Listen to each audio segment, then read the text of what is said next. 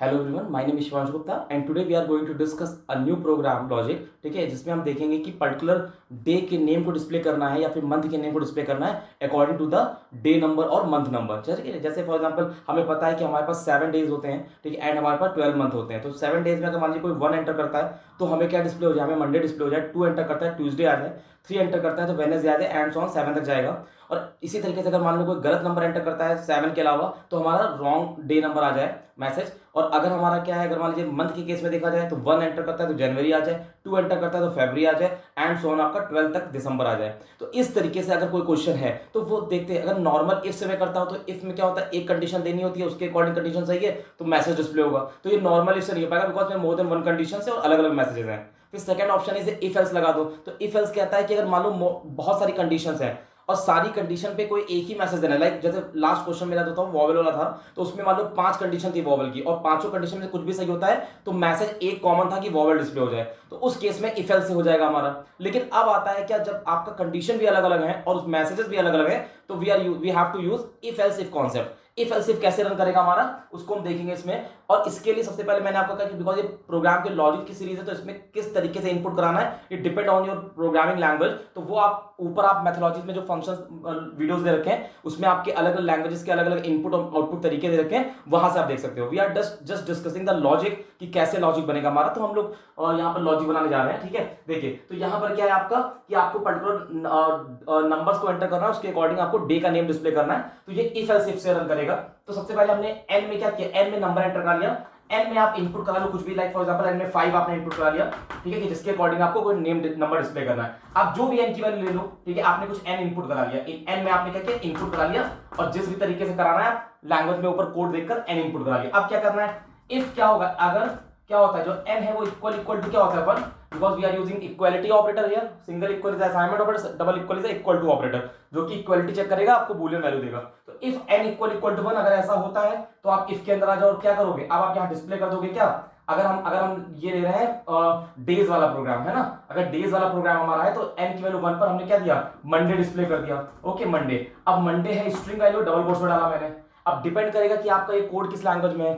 ठीक है, मैंने फिर बताया आपको सी में है तो प्रिंटफ यूज करोगे, सी प्लस प्लस में सी आउट यूज करोगे, जावा में हो तो system dot out dot println use करोगे और अगर पाइथन में हो तो प्रिंट फंक्शन यूज करोगे। तो प्रिंट के अंदर डबल कोट्स वाली वैल्यू डाल दीजिए। ठीक है, तो आपने अगर एन की वैल्यू 1 है तो आपने मंडे दे दिया।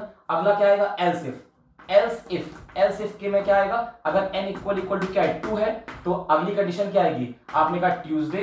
ठीक है, तो ये नेक्स्ट वैल्यू आ जाएगी। ठीक है, इसको किस आउटपुट स्टेटमेंट डालना है वो आप अपने लैंग्वेज के हिसाब से देख सकते हो। ठीक है, तो इफ अगर n इक्वल टू 1 है तो Monday, else if n equal to 2 है तो ट्यूसडे, फिर एंड सो ऑन इसी तरीके से क्या होगा, एल्स इफ।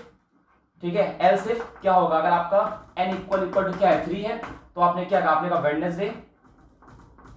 ठीक है, ये आपने दे दिया और फिर एंड सो इस तरीके से क्या हो गया, आपका मूव ऑन करेगा else if else if else if. और लास्ट में, ठीक है, लास्ट में क्या होगा, आप सब सारी कंडीशन दे दोगे तो फिर लास्ट में आपका क्या होगा, एल्स वाला पार्ट आएगा और एल्स वाले पार्ट में आप क्या दोगे, ठीक है, रॉन्ग नंबर। रॉन्ग नंबर का मतलब क्या हो गया कि आपने जो नंबर एंटर किया वो गलत है। 7 में से वो कोई भी नंबर नहीं है। 1 से 7 के बीच के अलावा कोई भी नंबर दोगे तो ऑब्वियस बात है उसके अकॉर्डिंग कोई भी डे नेम नहीं होगा, तो वहां पर आपका रॉन्ग नंबर का मैसेज डिस्प्ले हो जाएगा।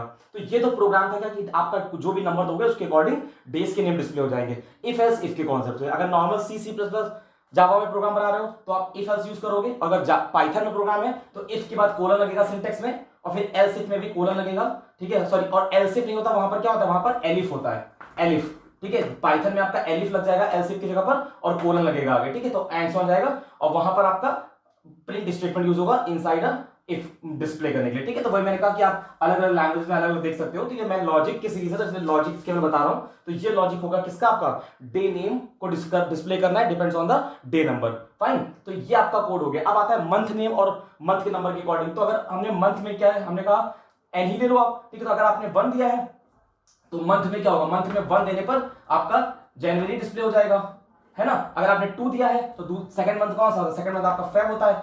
ठीक है, तो फरवरी डिस्प्ले हो जाएगा। 3 दिया है तो आपका क्या होगा, 3 में आपका मार्च डिस्प्ले हो जाएगा और फिर एंड हो जाएगा आपका क्या होगा, रॉन्ग नंबर हो जाएगा। ठीक है, 12 तक आप दोगे else if else if else if और लास्ट में एल्स में जाके क्या होगा, रॉन्ग नंबर डिस्प्ले हो जाएगा या रॉन्ग मंथ नेम डिस्प्ले हो जाएगा, month number wrong month number display हो जाएगा। अभी रॉन्ग डे नंबर है, फिर अगली बार रॉन्ग मंथ नंबर हो जाएगा। तो कुछ भी मैसेज दे सकते हो। So these are the program of if else if concept based program था ये हमारा, ठीक है, जो हमारा डे नंबर को और डे मंथ नंबर को और उनके नेम को डिस्प्ले करा था। आई होप कि कोड लॉजिक आपको समझ में आया होगा। Depend on the different programming language, आप इसको इनपुट आउटपुट फंक्शन यूज करके अप्लाई कर सकते हो, ठीक है। और फिर अगर और कुछ प्रॉब्लम आती है कि नहीं कुछ समझ में आ रहा तो आप वो कमेंट सेक्शन में पूछ सकते हो। I will definitely help you. Okay, thank you so much, take care.